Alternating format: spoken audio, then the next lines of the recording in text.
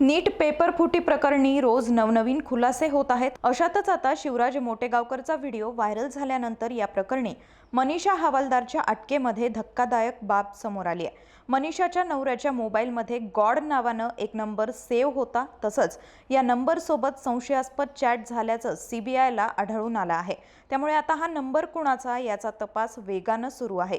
तपास यंत्रणांच्या हाती पुरावे लागू नयेत म्हणून मनीषानं भौतिकशास्त्राच्या प्रश्नांच्या नोट्स जाळून टाकल्या। तसंच तपास यंत्रणांना मनीषा हवालदारच्या घरात आणि कार्यालयात केलेल्या झाडाझडतीत काही अत्यंत संवेदनशील पुरावे हाती लागलेत। तिनं नॅशनल टेस्टिंग एजन्सीचे काही अतिशय महत्त्वाचे आणि गोपनीय दस्तऐवज बेकायदेशीरपणे स्वतःकडे लपवून ठेवले होते। शिवाय तिनं भौतिकशास्त्र विषयाचे प्रश्न काही विद्यार्थ्यांना आणि सहआरोपींना दिल्याचं मान्य केलंय, असं सीबीआयच्या सूत्रांनी म्हटलंय।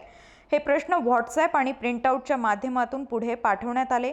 या कामासाठी रोख रक्कमही घेण्यात आली।